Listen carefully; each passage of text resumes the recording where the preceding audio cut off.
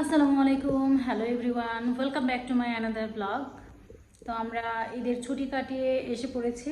গরুটা অনেক অসুস্থ হয়ে পড়ছে। তো একা একা একটা রুমের ভিতরে থাকা আসলে ওর জন্য কঠিন হয়ে গেছিলো। তো তাই ও একটু অসুস্থ হয়ে পড়ছে, তাই ভাবলাম আজকে নিয়ে যাই রেগুলার চেক আপের জন্য। আর তাছাড়া ওর একটু ঠান্ডাও লাগছে। এই যে গুলু, কোথায় যাচ্ছ? কোথায় যাচ্ছ তুমি? তুমি কোথায় যাচ্ছ? কোথায় কোথায়? ডাক্তার কাছে যাচ্ছ? ডক্টরের কাছে যাচ্ছ? চলো চলো ডাক্তার কাছে যাই। ঝুড়ি কই ওর?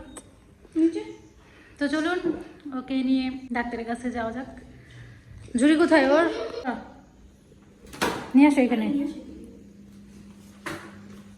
ময়লা আছে কি? যাচ্ছে কোথায়? এই এত লোম হয়েছে, এত টাইট দিছো কেন? এটা টাইট না তো, অনেক লুজ।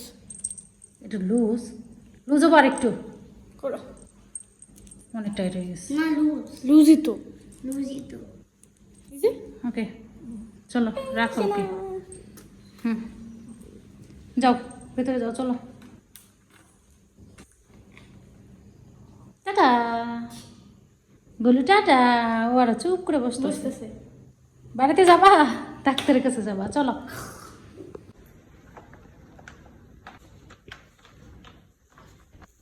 চলো যাওয়া যাক।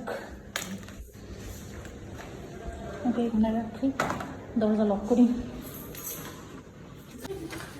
লাগাও, লাগাইতে পারবা? এত পারলে দাও আমার কাছে, দাও।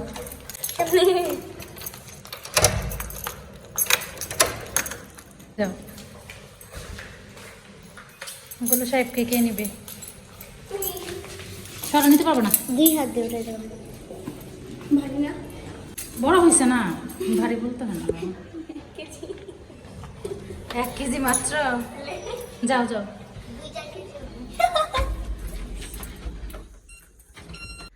তো এখন দৌড়ে আসছি প্রেসক্রিপশন নেওয়ার জন্য। প্রেসক্রিপশন রেখেই ডক্টরের কাছে চলে গেছিলাম। তো এখন বাচ্চাদেরকে আর গোলুকে ডক্টরের কাছে রেখে আসছি। তো এখন আমি প্রেসক্রিপশন নেব, এরপর ডক্টরের কাছে যে বসে থাকবো। তাছাড়া লম্বা সিরিয়াল, অনেক লোকজন, প্রেসক্রিপশন ছাড়া তো অসম্ভব। কোথায় রাখছি? তো চলুন দেখা যাক ডক্টর কি বলে। গরুটার শরীরটা একটু খারাপ খারাপই থাকে বেশিরভাগ, মানে বেশি বেশি ঘুমাচ্ছে, নড়াচড়া কম করছে, এর জন্য আর কি ভালো লাগছিল না। রেগুলার চেক আপ করানোর কথা ছিল আমার থাইল্যান্ডে যাওয়ার আগে। তো থাইল্যান্ড থেকে আসার পরে ঈদের ছুটিতে গেছি, সেই করাতে আর কি ডাক্তার দেখানো হয় নাই। তাই আজকে নিয়ে গেলাম, দেখি কি বলে ডাক্তারে, তারপর আপনাদের সাথে দেখা হচ্ছে আবার। এদিকটায় ডক্টরের কাছে আসার পর ক্লিনিকে এক পাশে হচ্ছে প্যাট শপ দেওয়া আছে, মানে এখানে সব ধরনের ড্রেস পাওয়া যায়, খাবার পাওয়া যায়, এরপর হচ্ছে লিটার পাওয়া যায়। তো সব কিছুই মোটামুটি এখানে আছে। তো আমি বাসা থেকে এসে দেখি ওরা এই ড্রেসগুলি দেখছে, আর পড়শি হচ্ছে গুলোকে নিয়ে ওইখানে ওয়েটিং রুমে বসে আছে। আর ইনি তো একটার পর একটা দেখতেই আছে। আমাদের গরু তো ছেলে, মেলও তো ফিমেল না। তারপরেও মেয়ে বিড়ালদের দেখেন কত সুন্দর সুন্দর ড্রেস, মানে চোখে লেগে থাকার মতো। একবার ভাবলাম নিয়ে নেব নাকি, গুলোকেই পরাবো নাকি।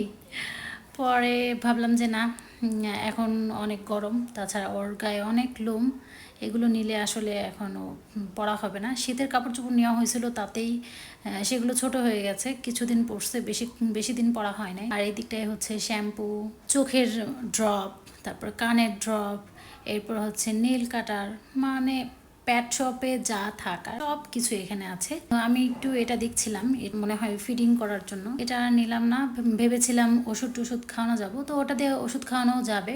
আর এই বিড়ালটা দেখছেন, এটাকে কুকুরে কামড় দিয়েছে। তো কামড় দিয়ে খুবই অবস্থা খারাপ, বিড়ালটা প্রেগনেন্ট ছিল। তো এটার জন্য আমাদের খুবই খারাপ লাগতেছিল, খুব কষ্ট হচ্ছিল বিড়ালটার। আর এখানে আমরা ডক্টরের কাছে এসে বসেছি, তো একজন একজন করে দেখিয়ে যাচ্ছে, কথা বলছে, আমরাও ওয়েট করছি। যেহেতু ভেতরে অনেকটাই জায়গা আছে তাই সবাই এখানে মানে 3 জন করে আসে, 2 থেকে 3 জন পর্যন্ত অ্যালাউ আছে, তার চেয়ে বেশি না। গোলু যেন কিভাবে বুঝে যায়, ও ডাক্তারের কাছে আসলে বুঝে ফেলে যে আসলে আমাকে এখন একটা না একটা সমস্যা করবে। এই তো ডক্টরকে তো ভালো করেই চিনে, এখন ওকে ডিওরমেন্ট করাচ্ছে। ডক্টর দেখানো শেষ করে আমরা বাসায় চলে এসেছি। এখন গোলু তো ঝুড়ি থেকে নামতেই চাচ্ছে না, ঝুড়িতেই বসে থাকবে মনে হচ্ছে। অনেক ডাকাডাকি করা হচ্ছে, ও বের হচ্ছে না। যাই হোক, আজকে এই পর্যন্তই। সবাই ভালো থাকবেন। আল্লাহ হাফেজ।